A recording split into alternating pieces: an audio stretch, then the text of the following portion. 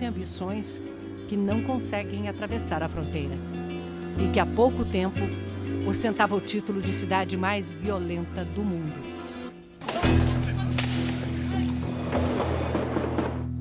Em 2010, foram 273 homicídios por 100 mil habitantes. Muito mais do que o segundo lugar, Kandahar, no Afeganistão, um país em guerra. E do que outras cidades latino-americanas.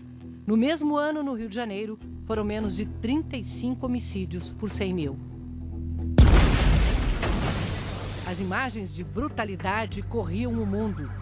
Corpos pendurados nos viadutos. O símbolo da guerra das drogas em Juárez era reproduzido nos filmes americanos. Especificamente aqui em Ciudad Juárez, Aqui em Ciudad Juárez, a violência atingiu um nível descomunal. Foi uma verdadeira guerra. Milhares de pessoas mortas nas ruas. Miles de muertos nas calles. Todo tipo de crime tomava as ruas. De 10 roubos de carro no México, 7 aconteciam em Juárez. Sequestros, 10 por dia, todos os dias.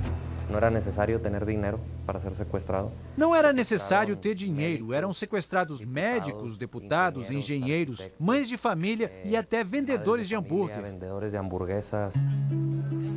Mas o que provocou essa mudança tão radical que encheu de gente as ruas que estavam esvaziadas pelo medo? Sangue inocente derramado. Han sido 8 anos. Faz 8 anos daquele dia, 30 de janeiro de 2010. É a noite mais difícil da minha vida e sempre será a noite mais longa da minha vida. Naquela noite, o filho de Lupita, Rodrigo, de 17 anos, e seus colegas de time comemoravam a vitória no juvenil de futebol americano, a categoria chamada de AA. A mãe de um dos meninos ligou dizendo: "Venham logo, tivemos um problema." Quando eu e meu marido entramos no carro, sentimos um frio congelante. Os dois ao mesmo tempo. Talvez fosse sinal para que a gente se preparasse para o que ia viver. Uma gangue de sicários, matadores de aluguel, achou que a festa era de um grupo rival que também se chamava AA, Artistas Assassinos. 20 homens invadiram a casa. Eu vi muito sangue e comecei a gritar desesperada. Meu filho não pode estar morto. Ele tinha que ir para a universidade. Ele tinha muitos planos. Rodrigo e outros 16 estudantes estavam mortos. Naquele momento, o governo federal lutava contra o narcotráfico em vários frontes. A estratégia era usar as Forças Armadas e a Polícia Nacional para combater os cartéis. O resultado foi uma escalada de violência. O número de mortes no país triplicou em 4 anos. Ao saber do massacre dos rapazes de Juárez, o então presidente do México, Felipe Calderón, disse na TV que os mortos eram traficantes. É claro que nós, como pais e mães de família, levantamos a voz e dissemos: "Não, senhor, os garotos não eram criminosos, eram jovens do bem." O Memorial dos Meninos Mortos é a lembrança de que a dor uniu a cidade. O massacre foi um marco. Foi a partir dessa tragédia que o então presidente do México, Felipe Calderón, reconheceu o fracasso da guerra contra o narcotráfico. Foi em conversa com as mães das vítimas e por sugestão delas que o governo do México adotou uma nova estratégia. E a partir daí, Ciudad Juárez começou a ser retomada pelos seus próprios cidadãos. Nos unimos. Foi uma corrente de solidariedade, uma resiliência que nasce da dor, para dizer para a delinquência: acabou. Foi além das manifestações. Empresários decidiram propor um imposto para financiar a luta contra a violência. Chegou até um ponto em que dissemos: não vamos continuar a viver com temor.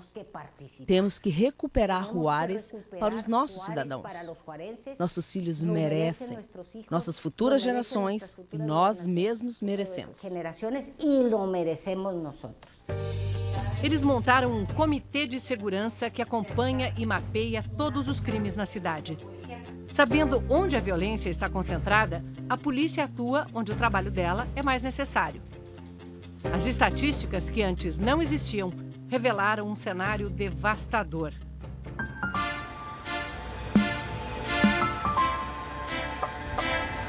As cruzes espalhadas por Juárez tentam manter na memória crimes ignorados durante anos. Os desaparecimentos de milhares de meninas e mulheres. Elas saíam para a escola ou para trabalhar e nunca mais eram vistas. Até os corpos começarem a ser encontrados no deserto, alguns ao lado do muro da fronteira. No caos de Juárez, o feminicídio não era investigado e criava a sensação de que esse era um território de ninguém.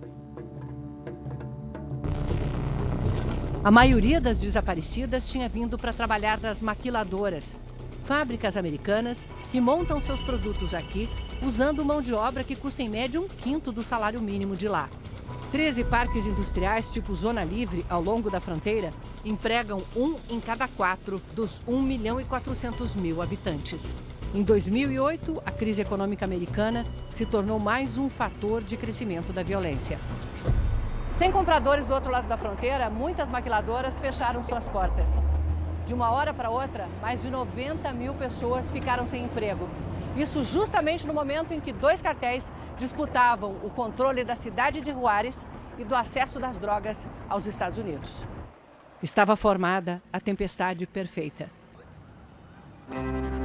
Do outro lado do Rio Grande, a infraestrutura americana de transporte, que distribui as mercadorias de Juárez para todos os cantos do país, levava também 1/4 da droga consumida nos Estados Unidos. Aqui, a guerra pelo controle dessa rota tinha de um lado o cartel de Sinaloa, do sanguinário El Chapo, e do outro o cartel de Juárez. As forças federais eram um problema a mais. Eles controlavam a delinquência em Juárez. Era um problema grave. A violência era impulsionada pelos policiais enviados pelo governo federal. Fomentados por mesmos policiais. O ex-prefeito teve que enfrentar as forças que chegaram a matar um policial que fazia a segurança dele. Os 10.000 homens foram embora e deixaram Juárez com seus próprios problemas de corrupção policial. Era complicado porque durante muito tempo os policiais foram recrutados pelo crime organizado. Jorge Nava assumiu o esquadrão anti-sequestro porque o chefe dele foi executado aqui na praça, em frente à sede da Secretaria de Segurança. Jorge tinha 28 anos e era o mais velho de uma equipe de 60 novatos. Nós não éramos os mais capazes, mas éramos aqueles que queriam colocar a mão na massa. Poucos acreditaram na gente. Houve pouca gente que creía em nós. A polícia sabia que o primeiro passo teria que ser cortar as fontes de financiamento do crime organizado. E uma das principais delas era a extorsão do comércio.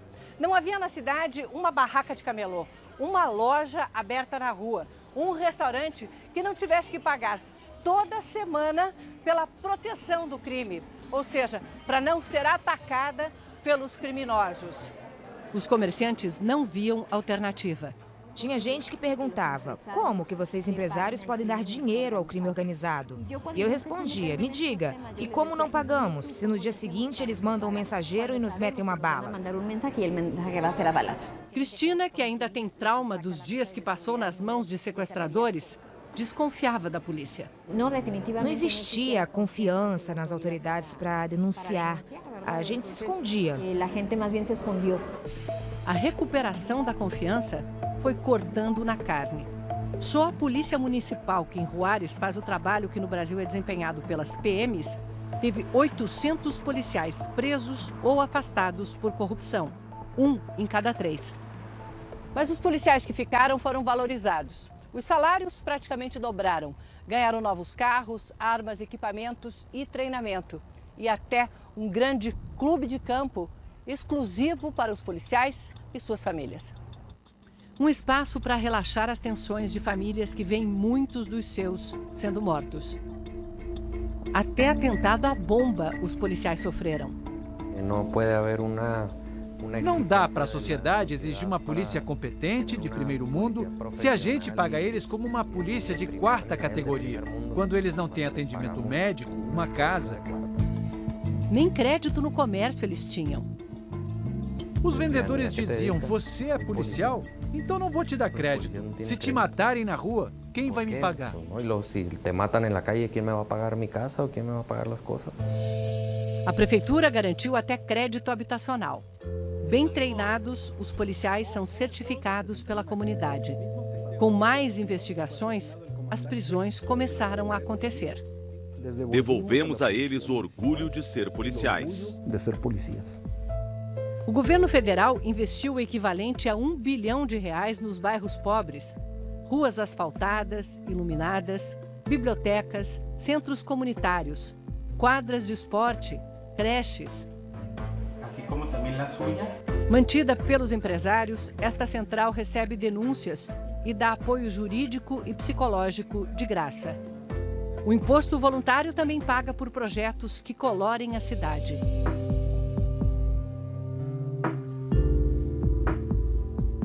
Regiões degradadas ganharam dignidade. No bairro que já foi o mais violento da cidade mais violenta do mundo, os irmãos Macias mostram a arte que ajudaram a estampar nas paredes. Ao lado, as mulheres que compartilham histórias de violência se aproximam umas das outras. Mais que massagem, um toque de afeto. Ao anoitecer, o centro comunitário está movimentado. Mas um menino de 11 anos me conta que ainda tem medo. Você está chorando? Oh, es que me da mucha tristeza. Existe muita tristeza. É difícil, né? Sí. Es difícil pasar por todo esto. É difícil passar por tudo isso. Eu vi meu primo ser morto e eles apontaram arma para mim e disseram que iam me matar. Peço desculpas por fazê-lo lembrar de coisas tão terríveis. Não, tudo bem. Tenho que tirar isso de mim para viver tranquilo. Para estar tranquilo, lo tengo que sacar. Dona Cuca tirou a dor e botou na parede de casa. Uma borboleta para cada filho morto. Me perguntaram como eu queria pintar minha casa. Eu disse que não queria cores, queria ramos de árvores e borboletas. As borboletas são meus filhos. Antes estavam num casulo e agora abriram as asas. No bairro onde o filho de Lupita e seus amigos foram mortos, um grande centro esportivo agora ocupa o que foi um terreno baldio, cheio de lixo. Todo o bairro está transformado. É aqui que Lupita enfrenta o crime com as armas que ela pediu ao presidente. As armas são lugares, espaço de esporte para os jovens se ocuparem.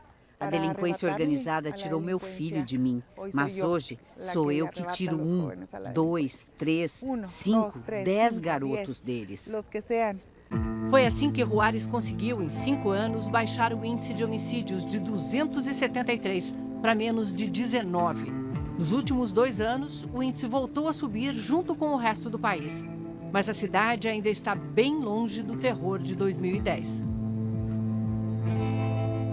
Hoje nós temos uma pequena retomada do crime. É natural? Não é aceitável, mas é natural porque temos que ir adaptando a estratégia.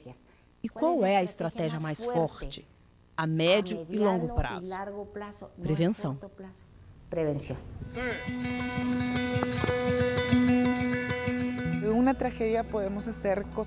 De uma tragédia podem surgir coisas boas. Essa é a semente do bem. Foi assim, é assim e continuará assim por muito tempo. Que dure e solte os sorrisos que começam a despontar com esperança.